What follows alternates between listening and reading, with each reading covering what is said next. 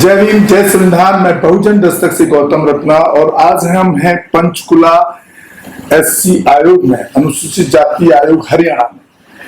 यहाँ हम साहब जो चेयरमैन साहब हैं एससी आयोग के, डॉक्टर रविंदर बलियाला साहब, उनसे बात करेंगे कि जो एससी कमीशन है, अनुसूचित जाति आयोग है, वो किस तरह से इस समाज के लिए काम करता है, क्योंकि वो पर्टिकुलर इसी समाज के लिए आयोग को स्थापित किया गया है। सर, बहुत बहुत स्वागत है आपका बहुजन दस्तक चैनल पर, बलालिया साहब। धन्यवाद, आपका भी बहुत बहुत स्वागत जी। सर, आप जो अपना हरियाणा में जो एससी कमीशन है, ये इसकी स्थापना कब से हुई है सर? सरकार ने 2018 में Haryana state commission for scheduled caste act बनाया था और इसी जो मौजूदा सरकार है भारतीय जनता पार्टी की, मुख्यमंत्री माननीय मनोहर लाल जी हैं, तो इन्होंने जनवरी 3 को ये पूरे कमीशन ने पदभार संभाला था और 26 दिसंबर 2022 को नोटिफिकेशन हो गया था इसका। सब जो अपना एससी आयोग किस तरह से काम करता है, ये जो एससी समाज के जो पीड़ित हैं, खासतौर से मेरा जो फोकस रहता है जो फिजिकल एट्रोसिटीज होती हैं। एससी आयोग जो हमारे पास कंप्लेंट्स आती हैं, बहुत से लोग हैं यहाँ आयोग में आके कंप्लेंट्स करते हैं, बहुत से लोग हैं बाई पोस्ट भेजते हैं, ईमेल के जरिए कंप्लेंट्स आती हैं हमारे पास। फिर आयोग ने जो प्रोसीजर अडॉप्ट किया हुआ है कि हम उनकी कंप्लेंट्स का पूरा संज्ञान लेकर, तो हमारा जो ऑफिस है वहाँ के जिस भी तरह की कंप्लेंट्स है, कोई डिस्ट्रिक्ट मजिस्ट्रेट से, डिस्ट्रिक्ट कमिश्नर से रिलेटेड है तो उसको भेजते हैं, एसपी से रिलेटेड है तो उसके पास भेजते हैं, फिर वहाँ से जवाब आता है हमें। फिर उस जवाब में हम जो कंप्लेनेंट है उनसे पूछते हैं कि आपकी कंप्लेंट के हिसाब से ये जवाब आया है और क्या आप इससे संतुष्ट हैं या नहीं है। फिर उसके बेस के ऊपर आगे हम जो ऑफिसर्स हैं, चाहे वो सिविल एडमिनिस्ट्रेशन के ऑफिसर है, चाहे पुलिस एडमिनिस्ट्रेशन के ऑफिसर है, फिर उनकी हियरिंग करते हैं, पर्सनल तौर पे उनको बुलाते हैं भी इस तरह से इनका ये जवाब है, ये आपके जवाब से संतुष्ट नहीं आप आइए और आकर बताइए। और बहुत बार क्या है कि कमीशन डिस्ट्रिक्ट में जाकर भी जो कंप्लेनेंट्स हैं उनकी कंप्लेंट्स को सुनता है, क्योंकि हम ये सोचते हैं कि एससी समाज है वो बहुत गरीब समाज है, तो एट्रोसिटी है जो हुई है और अपने आप वो यहाँ आएंगे, उनका खर्चा भी होगा, वो तो पहले ही पीड़ित हैं, तो इसलिए हम वहीं जाते हैं, वो डिस्ट्रिक्ट में जाके डिस्ट्रिक्ट की जितनी भी कंप्लेंट्स होती हैं हम कंप्लेनेंट को भी बुलाते हैं और अक्यूज को भी बुलाते हैं, और सिविल एडमिनिस्ट्रेशन भी और पुलिस एडमिनिस्ट्रेशन भी वहाँ साथ में होता है। और बहुत से केसेज ऐसे होते हैं जिनका मौके पर निपटारा कर देते हैं, बहुत से केसेज ऐसे हैं कि जिनमें एक्शन लेने की बात होती है, बहुत से केसेज ऐसे हैं कि जिनमें तुरंत वही फैसला करना होता है कि इसमें इस तरह का फैसला लिया जाए। और उसमें एक ही उद्देश्य रहता है हमारा कि एससी समाज को किस तरह से हम ज्यादा से ज्यादा जो एट्रोसिटी है उससे बचा सकें। सर, कई बार देखा गया है कि जिस तरह से मैं दिल्ली बेस्ड हूँ और मैं ऑल इंडिया के केसेस देखता हूँ और उनको मैं रिकमेंड भी करता हूँ दिल्ली एससी एसटी आयोग। कुछ चीजें मैंने प्रैक्टिकली देखी हैं, उसका भी कुछ आप हल सोचते हैं या यहाँ इस स्टेट में नहीं हो रहा है इस तरह का? एक लॉन्ग प्रोसेस है सर बड़ा। जैसे आज किसी ने कंप्लेंट स्पीड पोस्ट से भेजी तो विद इन 15 डेज से पहले उसका कुछ आंसर नहीं जाता कि भाई आपकी कंप्लेंट आ गई है हमारे पास और हम उन अफसरों को बुला रहे हैं जिनसे रिलेटेड ये कंप्लेंट है, चाहे वो सिविलियंस हो या पुलिस के डिपार्टमेंट वाले हों। तो उसमें एक लंबा प्रोसेस होता है। तो उसमें कई बार क्या है कि जो एससी समाज का जो पीड़ित व्यक्ति है उसको कहीं ना कहीं कुछ इस तरह से दूसरा जो उसको पीड़ित किया है उस पर प्रभाव डालने की कोशिश करता है कि वो कंप्लेंट को वापस ले ले। तो इसका कोई तरीका सर थोड़ा फास्ट, मतलब टाइम ड्यूरेशन का जो है, जो लॉन्ग हमारी कम हो सके? कोशिश ये रहती है कि एट्रोसिटी की गंभीरता कितनी है जी। बहुत बार हम कम समय भी देते हैं, 15 दिन से। बहुत बार ऐसा भी होता है कि हम वहाँ प्रशासन को सीधा फोन पे भी कह देते हैं भी आपके जिले में ये हुआ है, वहाँ एसपी है या डीसी हैं भी, ये बहुत गंभीर एट्रोसिटी है, तो इसलिए इसकी ओर आप ध्यान दें। बहुत बार हम फोन पे भी कह देते हैं। जी। और सर आपके यहाँ तक पहुंचने का क्या तरीका है, क्योंकि हमारे लगभग 80% पॉपुलेशन गांव में रहती है, तो गांव में वो भी खास तौर से जो एससी समाज है वो आर्थिक तौर पे बहुत मजबूत नहीं होता है, तो उसके बाद एंड्रॉइड फोन नहीं है या वो मेल आईडी नहीं चलाता है। जैसे कि अभी जो हम बात कर रहे हैं कि मेल आईडी प्रोवाइड किया गया है, उस कंडीशन में आप तक एक क्या अच्छा तरीका हो सकता है साधारण सा, कि जो एक आम व्यक्ति भी, पीड़ित व्यक्ति आप तक इस समाज का अनुसूचित जाति का पहुंच पाए? देखिए, एक तो पहुंच का, जहां आप जिस ऑफिस में बैठे हैं ना, ये ऑफिस हमें चंडीगढ़ में भी ऑफर हुआ था सरकार ने कि आप चंडीगढ़ में ऑफिस ले लीजिए। हमने कहा नहीं, भी ऐसी समाज के गरीब लोग हैं, पंचकुला से चंडीगढ़ जाने में जो उनको दिक्कत होगी वो बहुत ज्यादा और भी बढ़ जाएगी। पंचकुला आना आसान है फिर भी, और यहाँ से वापस जाना भी आसान है, तो एक तो ये कम से कम 1 घंटे का सफर हमने ये कोशिश करी भी बचाया जा सके, ताकि जो हमारे समाज के लोग हैं, ऐसी समाज के लोग हैं, उनको ज्यादा दिक्कत ना आए, इसलिए पंचकुला में ऑफिस बनाया। और अच्छी बात है कि सरकार ने भी उस चीज को माना, जो हमारा जो उनके सामने प्रस्ताव था उसको सरकार ने माना। दूसरी बात की जो आपने पहुंच की बात है, बहुत बार हम क्या है कि जैसे मेरा जो क्षेत्र है, रतिया क्षेत्र है, फतेहाबाद डिस्ट्रिक्ट है, वहाँ हमने जाना ही होता है रूटीन में, तो वहाँ भी हम कंप्लेंट्स ले लेते हैं। ये नहीं है भी यहीं भेजोगे, भाई हंड किसी ने देनी है, वहाँ भी ले लेते हैं। इसी तरह से हमारे वाइस चेयरमैन है विजेंद्र भट्ट गुजर जी हैं, 3 मेंबर्स हैं, वो जब अपने अपने क्षेत्र में जाते हैं तो वहाँ उनको भी लोग कंप्लेंट्स दे देते हैं। और बहुत बार यदि कोई स्थिति की गंभीरता होती है, कोई इतनी बहुत ज्यादा गंभीर समस्या है यदि, तो हम उनको ये भी कह देते हैं कि आप व्हाट्सएप कर दीजिए हमें, क्योंकि और बहुत लोग फोन पे भी कांटेक्ट करते हैं कि डायरेक्ट फोन है, और हम खुद फोन उठाते हैं।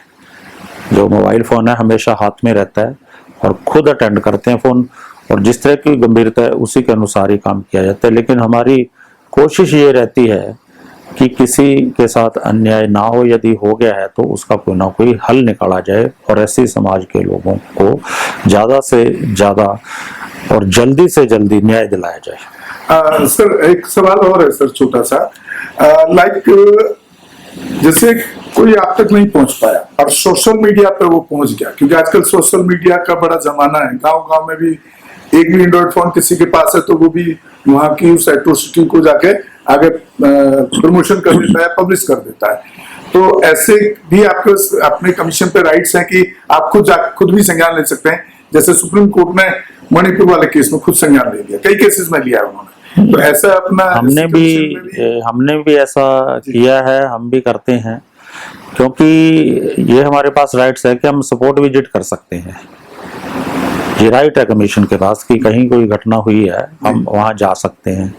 इसी तरह से है कि ये भी हमारे मैंडेट में है कि हम कहीं भी मीटिंग कर सकते हैं, तो ये हमारा राइट ही है। और इस तरह की 1-2 घटनाएं हमने अपने संज्ञान में ली भी है। गुड़गांव में एक ऐसा ही केस हो गया था, सोशल मीडिया के माध्यम से। हाँ, पटौदी में एक घटना हो गई थी, तो सोशल मीडिया के माध्यम से हमारे पास पहुंची। हमने देखा कि एक बच्चे का अपहरण हो गया था, तो उसकी माँ ने सोशल मीडिया के ऊपर ही अपनी घटना सारी व्यक्त की थी। तो जब हमारे पास वो घटना घूम घाम के इधर उधर से आई तो हमने संज्ञान लिया और मौके पे जाके वहाँ उनकी सहायता करी और अगले दिन उनका बच्चा मिल गया। सर कई बार क्या होता है, एट्रोसिटीज के मामले में FIR तक भी नहीं होती है, ऐसा मैंने देखा है प्रैक्टिकल रूप में।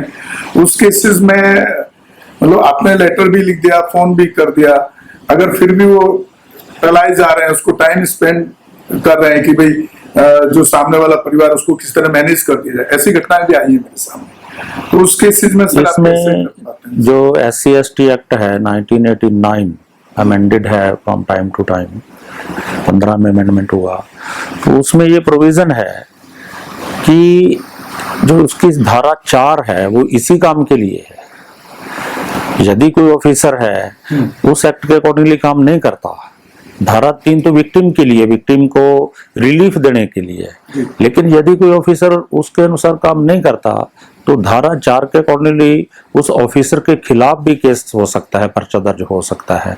तो इसलिए हम ऑफिसर्स को ये बात बताते हैं कि भाई यदि नहीं करोगे तो धारा 4 भी है, इसका भी ध्यान कर लेना। और ऐसी बात नहीं है, वो समझदार है, पढ़े लिखे होते हैं, फिर समझ जाते हैं। जब हम इशारा करते हैं धारा 4 का, वो समझ जाते हैं। तो ज्यादातर केसेज में यदि हमने इस तरह का संज्ञान लिया है तो हो ही गया है, कोई ऐसा मामला अभी तक नहीं आया। सर एक प्रैक्टिकल एक्सपीरियंस मेरा बड़ा दर्दनाक है सर, जिससे मैं मतलब उस दर्द को मैं शायद पहली बार किसी गवर्नमेंट बॉडी के सामने बयान कर रहा हूँ। जब मैं उन लोगों के लिए कॉन्स्टिट्यूशनल वे में बात करता हूँ, भाई आपने क्या एक्ट लगाया है, तो कितने सारे पुलिस ऑफिसर्स मुझे बोलते हैं कि हरिजन एक्ट लगाया है। तो इसको आप कैसे देखते हैं, और इसमें अगर वो हरिजन एक्ट बोल रहा है तो उसके खिलाफ एक्शन क्या होना चाहिए और क्यों नहीं होना चाहिए? इसके लिए थोड़ी ना जागरूकता की जरूरत है। मैं आपको एग्जाम्पल बताता हूँ एक, इसके लिए थोड़ी सी जागरूकता की जरूरत है। कुछ तो हमारे लोगों को, एससी समाज के लोगों को भी जागरूक होना पड़ेगा। बहुत से एससी समाज के लोग भी ये कहते हैं, अपनी जाति जो कई बार पूछ लिया जाता है, वो कहते हैं जी हम हरिजन हैं। फिर हम उनको बताते हैं भाई इस शब्द के ऊपर बैन लग चुका है, अब आपने नहीं कहना है ये शब्द। और इसी तरह से एक बार करनाल में एक मीटिंग हो रही थी, तो उसमें जो डीएसपी थे, आईओ थे, वो भी बार बार ये शब्द यूज कर रहे थे। हाँ, सर मैं गलत तो नहीं बोला ना? तो फिर हमने उनको कहा, मैं कहा डीएसपी साहब इस शब्द को ठीक कीजिए, ये एक बैंड है, प्रोहिबिटेड शब्द है ये, और इसके ऊपर भी आपके ऊपर एक्शन हो सकता है। तो उसने सॉरी फील किया। जागरूकता है, प्रचार प्रसार की बात है, यदि हम बताएंगे तो ये बात लोगों को समझ आ जाती है। तो ये कमीशन है, इसका ये भी काम है कि केवल कंप्लेंट्स को एंटरटेन नहीं करना है, जो सोशो इकोनॉमिक डेवलपमेंट है समाज की, दलित एससी समाज की, तो उसको भी इंश्योर करना है, उसके लिए भी काम करना है। तो ये सारी चीजें हैं, उसमें हम कर भी रहे हैं। और हमें इसमें ना कभी भी कोई संकोच नहीं होता कि बहुत बार हमारे कमीशन का नाम भी लोग गलत लिख देते हैं। कोई एससी, ये सिर्फ एससी कमीशन है, कोई एससी एसटी कमीशन लिख रहा है, कोई प्रधान अनुसूचित जाति लिख रहा है, केवल प्रधान अनुसूचित जाति हरियाणा, कोई कमिश्नर अनुसूचित जाति हरियाणा। तो इस तरह की चीजें हम उनको कहते हैं बेबी, जब तक आप खुद जागरूक ना होंगे ना, तो उससे भी दिक्कतें आती हैं। तो वो चीजें भी हम उनको कहते हैं और निसंकोच कहते हैं, क्योंकि कमीशन ये भी समझता है कि हमने जो सोशो इकोनॉमिक डेवलपमेंट है ना, इंस्टीट्यूशनल जो डेवलपमेंट है, वो भी करनी है, हमने जागरूकता भी साथ साथ करनी है। कोई गलत करता है, चाहे कोई दूसरे समाज का लोग है, और यदि कोई एससी समाज का कोई व्यक्ति है, यदि उसके अपने अधिकारों की जानकारी नहीं है, तो हम उनको जानकारी देते हैं, बताते हैं भी ये आपके अधिकार हैं, आप इन अधिकारों के हिसाब से काम करो। सर एक चीज और थोड़ा सा मैं बताना चाहूंगा अपने दर्शकों को, जो एससी एक्ट के अंदर जब केस दर्ज हो जाता है तो उसमें एक आर्थिक सहायता का भी प्रावधान है, तो उसको थोड़ा सा डिफाइन करेंगे, क्योंकि उनको एक आर्थिक सहायता की जरूरत भी उस टाइम। हाँ, जैसे ही एट्रोसिटी हो जाती है तो अलग अलग स्टेप्स हैं कि किस लेवल की एट्रोसिटी है, उसमें 8 लाख 10 लाख तक भी प्रावधान है। जैसे मर्डर केसेज हैं, तो वो जिस तरह की एट्रोसिटी हुई है, किसी में 1 लाख है, किसी में 50,000 है, किसी में 2 लाख है, 2.5 लाख है, तो जिस तरह की एट्रोसिटी होती है वो वहाँ का जो डिप्टी कमिश्नर है उसकी जिम्मेवारी बनती है। इसमें भी वही बात है कि जागरूकता की जरूरत है, लोगों को जागरूक करने का। जैसे आप बहुत अच्छा काम कर रहे हैं, जागरूक कर रहे हैं, कमीशन इसके बारे में भी आगे सोच रहा है कि इस तरह की कोई वर्कशॉप टाइप है, ठीक है, कोई वर्कशॉप टाइप है, कोई एडवर्टीजमेंट है, कोई और इस तरह का काम भी कमीशन सोच रहा है कि करेंगे, कि जिससे जागरूक किया जाए ऐसे समाज के लोगों के अपने अधिकारों के प्रति। बहुत सी स्कीमें हैं, सरकार ने बहुत सी योजनाएं बना रखी हैं, और उससे लगता है कि सरकार तो चाहती है भला करना समाज का, लेकिन बीच में क्या है कि कई बार सरकार और आम ऐसे समाज के लोगों के बीच में बहुत बार अफसरशाही आ जाती है, वो कहीं ना कहीं व्यवधान डालने की कोशिश करती है। तो उसमें कमीशन है, तत्परता से काम करता है कि जो स्कीमें सरकार ने बनाई हैं वो सही तरीके से लागू होनी चाहिए, और वो अधिकारियों को बिल्कुल अच्छे तरीके से कानून के मुताबिक वो समझा दिया जाता है भी ये आपका जिम्मेवारी बनती है, आप इस कानून के तहत काम करिए। और जो अधिकारी उसके अनुसार काम नहीं करता, कमीशन उसके खिलाफ एक्शन लेता है। सर, जिस तरह से कई बार अधिकारियों की, जैसे आपने भी खुद कहा कि लापरवाही भी कई बार देखने को मिलती है, तो उसमें जो अपना कमीशन है उसके पास राइट्स हैं उनको पनिश करने के लिए, इस तरह के अधिकारियों को चाहे कमीशन के पास सिविल कोर्ट्स की पावर है कमीशन के पास। तो आप ये समझ लीजिए भी सिविल कोर्ट्स का क्या मतलब है कि कमीशन का कोई डिसीजन है वो केवल हायर कोर्ट्स के अंदर ही चैलेंज हो सकता है। अब ये है कि यदि किसी ने यूज नहीं किया उस बात को तो अलग बात है। हम ये मानते हैं कि कमीशन के पास ये पावर्स और हम यूज करेंगे, मैंडेट है ये कमीशन के पास, और यदि उसमें कोई किसी तरह की कोई दिक्कत आई तो उस दिक्कत को भी ठीक करने का काम करेंगे। कमीशन के पास पावर है सिविल कोर्ट्स। साथियों, आप सुन रहे थे बहुत गहराई से, बहुत डिटेल में आपको जो हमारे एससी कमीशन के चेयरमैन साहब हैं डॉक्टर रविंदर बलियाला साहब, उन्होंने बहुत सारे चीजों पे बहुत डिटेल के अंदर बताया, और हम उम्मीद करते हैं कि आप हमारे चैनल पर ये सब देख करके आप भी एक जागरूक इंसान होने का काम करेंगे। आपके आस पड़ोस में हो, आपके कहीं भी गांव में हो, कहीं रिश्तेदारी में अगर कोई ऐसा पीड़ित हो तो आप एससी कमीशन को जरूर लिखें। मैं एक बार आपको मेल आईडी उनका दे देता हूं ताकि सभी लोग नोट कर लें, मैं आराम से बोल रहा हूं इसलिए। S for Sun, C for Calcutta, and dash COMMISSION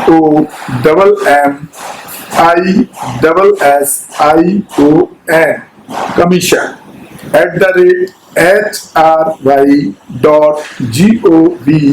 @hry.gov.in। तो अगर किसी भी अपने खास तौर से जो वंचित समाज का है या बहुजन कह लीजिए या एससी समाज कहिए, और उनके साथ अगर कोई इस तरह की प्रताड़ना उनके साथ में हो, कोई भी कर रहा हो, सामंतवादी कहेंगे ऐसे लोगों को जो इस तरह का उनको नुकसान पहुंचाते हैं, तो उनके खिलाफ आप एससी कमीशन जा सकते हैं। लेकिन उससे पहले जिस तरह से मैं काम कर रहा हूँ, एक प्रॉपर प्रोसेस में जाए तो ज्यादा बेहतर है, क्योंकि उससे एससी कमीशन पर भी एक वर्कलोड बढ़ता है। जब अगर कोई अफसर ना सुन रहे हैं, पहले आप थाने में जाएं, थाने के एसएचओ नहीं सुन रहे हैं तो फिर आप एसपी तक जाएं, एसपी नहीं सुन रहा है तो एसएसपी तक जाएं, और एसएसपी नहीं सुन रहा तो आप डीएम तक भी जा सकते हैं कि डीएम को ज्यादा पावर होती है, वो भी एसएसपी को कह सकते हैं। अगर वहां से भी नहीं लग रहा तो मैं समझता हूँ कि तब एससी कमीशन एसटी एक्ट है जो 1989 जी, उसके अनुसार डिस्ट्रिक्ट मजिस्ट्रेट यानी डिस्ट्रिक्ट कमिश्नर की ही सारी जिम्मेवारी है इस एक्ट को इम्प्लीमेंट करने की जी। तो यदि डिस्ट्रिक्ट एडमिनिस्ट्रेशन सही काम नहीं करता तो वो भी जिम्मेवार है। सारी जिम्मेवारी डिस्ट्रिक्ट एडमिनिस्ट्रेशन की है।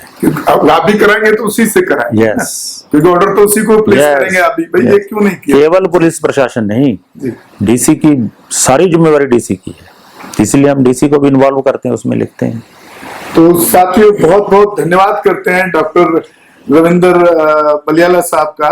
इन्होंने बहुत अच्छे से पूरा डिटेल के अंदर आपको जो कमीशन का प्रोसेस है काम करने को उसको बताया, और बहुत ईमानदारी से जब हम यहाँ मिले हैं साहब से, क्योंकि इतनी बड़ी पोस्ट पर जाने के बाद कोई आसानी से टाइम भी नहीं देते हैं, और जैसे ही उनके पास इंफॉर्मेशन भिजवाई गई उन्होंने कहा कि ठीक है आप आइए। और विजेंद्र भड़गुजर साहब जो उपाध्यक्ष हैं, उन्होंने भी बड़े बखूबी इसको रखा पूरे सिस्टम को कि किस तरह से इस सिस्टम में जाके आप न्याय पा सकते हैं। सर बहुत बहुत शुक्रिया, बहुत बहुत धन्यवाद, आपने अपना धन्यवाद दिया और समाज को दिया। आपका भी बहुत धन्यवाद, आप बहुत अच्छा काम कर रहे हैं, आपका चैनल बहुत अच्छा काम कर रहे हैं, और हमें पूरी उम्मीद है निश्चित तौर पर ये जो इस तरह का काम आप कर रहे हैं इसका लाभ समाज को जरूर होगा। बहुत बहुत धन्यवाद। धन्यवाद सर, धन्यवाद। हमारे चैनल बहुजन दस्तक को लाइक, शेयर, सब्सक्राइब देखना मत भूलिएगा। जय भीम, जय भारत, जय संविधान, नमो बुद्धाय। धन्यवाद। चैनल आर्थिक समस्या से गुजर रहा है। अगर आप बहुजन समाज में बाबा साहेब अम्बेडकर और तथागत बुद्ध की विचारधारा को अधिक से अधिक लोगों तक पहुंचाना चाहते हैं तो हमें आर्थिक सहयोग प्रदान करें, ताकि हम अपने चैनल के माध्यम से देश विदेश में समता, बंधुता, एकता और संवैधानिक अधिकारों को ज्यादा से ज्यादा लोगों तक पहुंचा सके। आप अपनी सहायता राशि नीचे लिखे खाते में जमा करा सकते हैं। खाता धारक गौतम रत्ना, खाता संख्या 3169576861, IFSC कोड SBIN 0060336, बैंक भारतीय स्टेट बैंक। आप हमारे बैंक खाते का विवरण स्क्रीन पर भी देख सकते हैं। जय भीम, जय भीम। मैं गौतम रत्ना आपका बहुजन फिल्म प्रोडक्शन में स्वागत करता हूं और आप हमारे प्रोडक्शन हाउस के अंदर अपना कैरियर बना सकते हैं as a film director, as a producer and actor and actress and editor and cinematographer also. अगर आपको फिल्म से रिलेटेड कुछ भी प्रोजेक्ट आपको बनवाना है तो हमारे पास में पूरा सेटअप है, जिसमें फिल्म कैमरा है, शूटिंग लाइट्स है और एडिटिंग है। सारा A to Z एक ही जगह पर आपको हमारे यहाँ पर मिल जाएगा। तो दोस्तों आप हमें कांटेक्ट कर सकते हैं हमारे नंबर्स पर 9810085714 और 8510005714। हमारे वेबसाइट पे विजिट कर सकते हैं www.filmserviceindia.com और हमें मेल भी कर सकते हैं gautamfilmsproduction@gmail.com पर। धन्यवाद।